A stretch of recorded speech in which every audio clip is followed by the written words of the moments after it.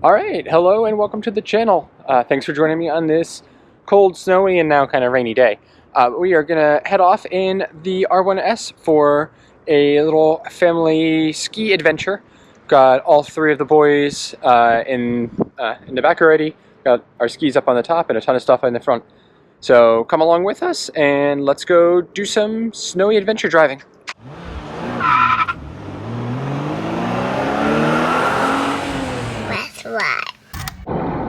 Alright, off we go. So we're not going to use snow mode today because there's not really much snow on the road.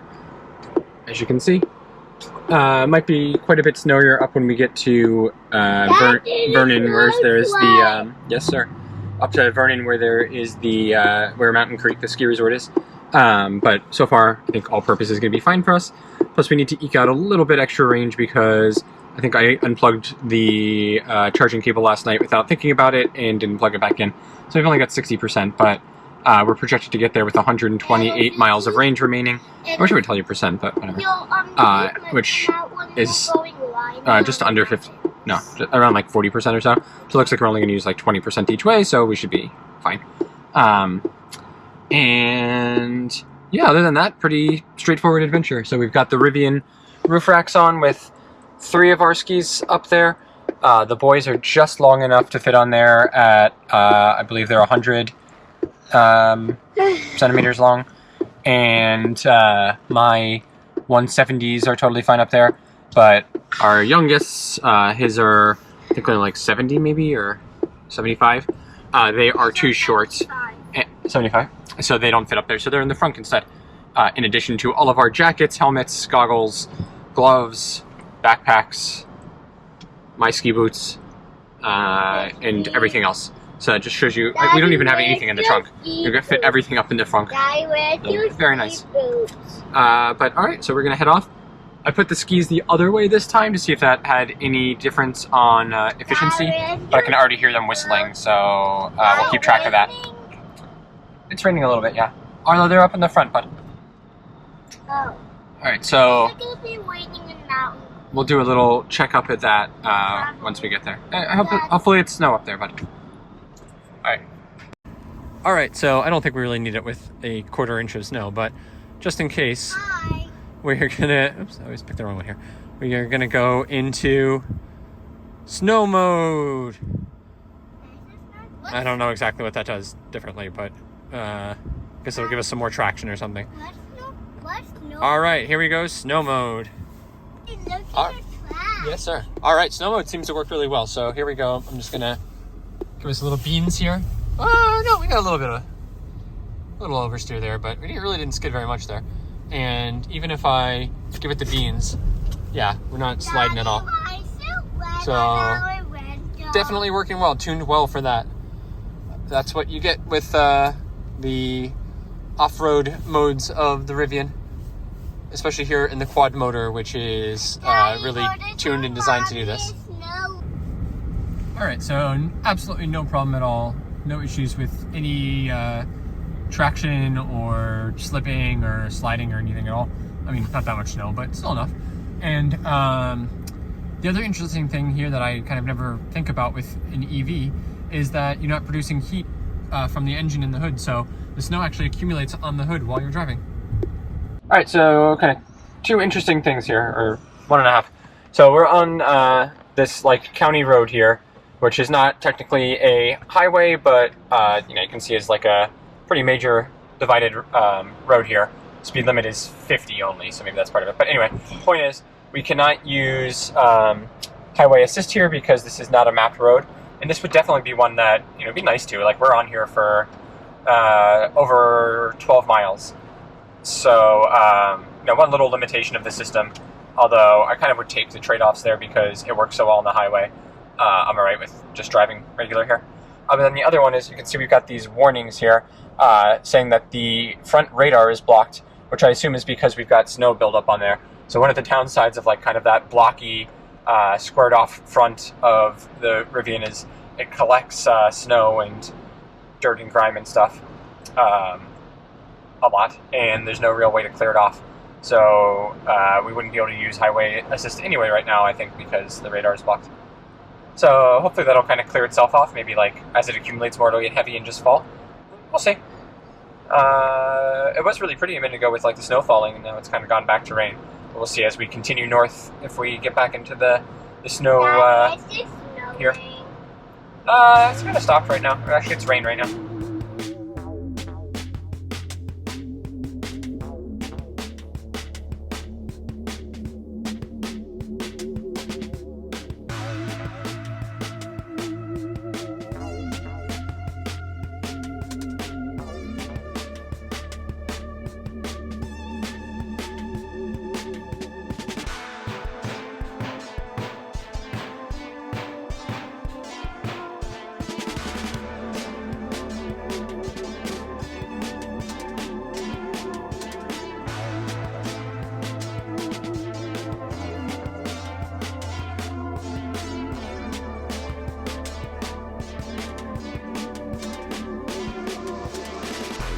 Alright, well, we've been driving and we're almost there. I'll show the efficiency stats in a minute. But we were coming downhill quite a bit and I guess using a lot of regen braking, and now it is limited and I can feel that it like basically cut back off. So that's quite interesting and kind of surprising. I feel like we were like, it's not like we were descending the Vale Pass or something like that. But that is where we are now. Give me a second when I get to this light up here. We'll show efficiency. Maybe not. Alright, but here. Okay, so I reset this trip like maybe almost halfway into our drive. Quarter of the way. So 30 miles, and you can see that we have an efficiency here of 1.88 miles per kilowatt hour, which is not great. And here, over the lifetime of the car, so the 2,000 miles that we've driven, our average is 2 miles per kilowatt hour. So we're a little bit down from that. And granted, we've been on all-purpose mode the entire time, not conserve. So we are using, as you can see here, both... that's interesting, I'm only regenerating in the front. Whatever. So you can see we're using both sets of, or all four motors, basically. And I do think that having the skis turned this way, like back front, instead of having the tips in the front, is maybe helping a little bit, at least with wind noise. Granted, we were going a little bit slower today, but I did not hear nearly as much like whistling and wind noise from up there as I did the last time that we went skiing. So that seems to have helped a little bit, but doesn't seem to have had a major effect on consumption. But alright, we're almost there now, going past the bell. And look at these guys! Look at these fluffers! Those are some snow dogs.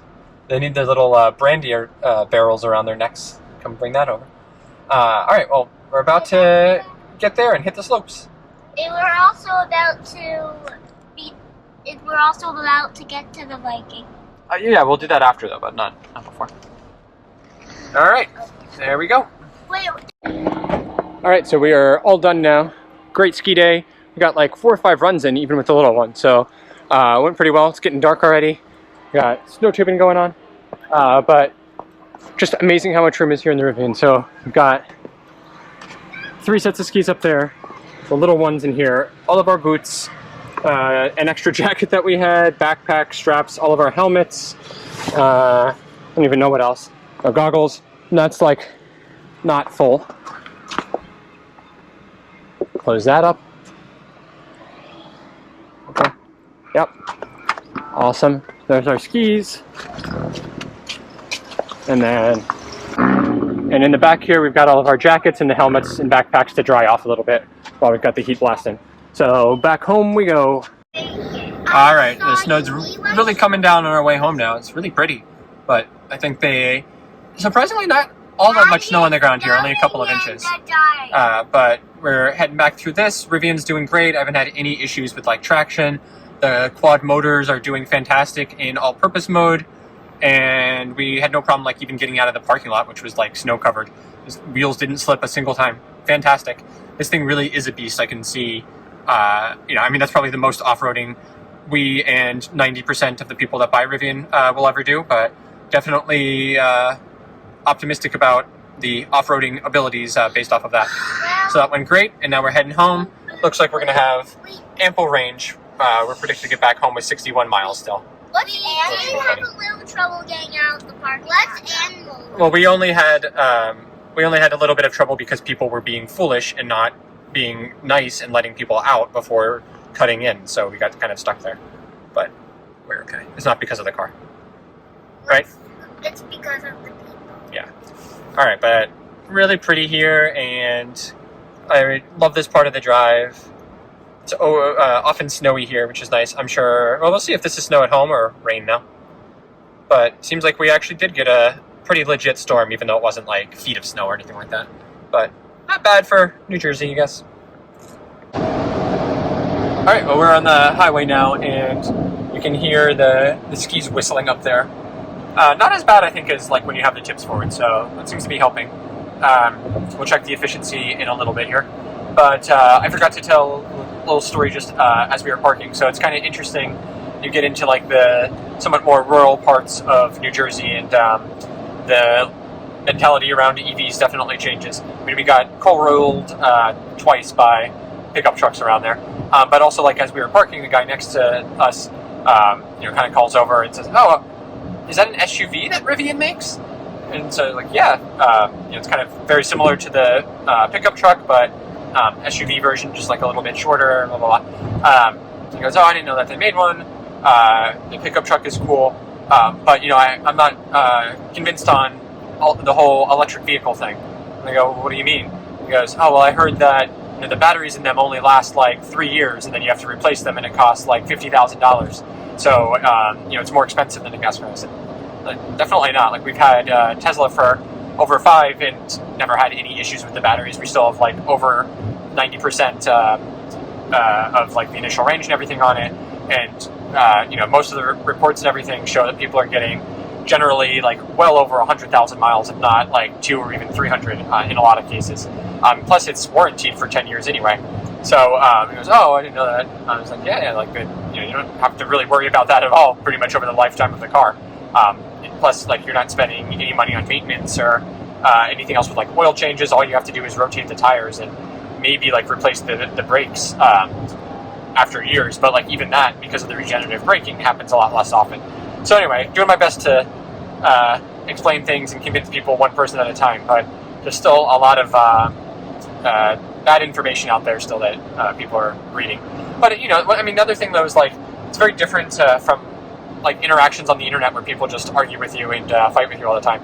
At least in real life, like it's a very civilized conversation, and the guy actually was curious and wanted to know. So went over fine. So we'll see. He had a nice Golf GTI. Maybe he'll be switching to an electric one at some point in the future. Can only hope. All right, well, let's continue our drive. We're getting close. All right, we're coming off the highway here. You can hear how loud the whistling is now. But here's our efficiency. So we drove 72.5 miles, about so 42 miles per hour on average. So it's about half highway, half not. And let's check our efficiency. 1.84. So not horrible. I think that's better than the last time that we had the skis up there. So putting them this way definitely helps at least a little bit. But still, I think it's really more the cold weather maybe than even just the aero, but this is still pretty poor efficiency. We've got the huge battery in here, which means range is good, but definitely losing quite a bit of efficiency whenever it's cold and whenever we've got the racks up there.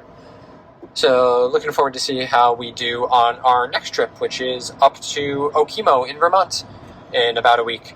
So stay tuned to that. Make sure you're subscribed so you don't miss it. All right, we are back now. Made it through the snowy tundras of New Jersey, all safe and sound in one piece, thanks to our Rivian. But in seriousness, that was a great trip. Thanks for coming along with us, and we will see you out there on the road. Bye.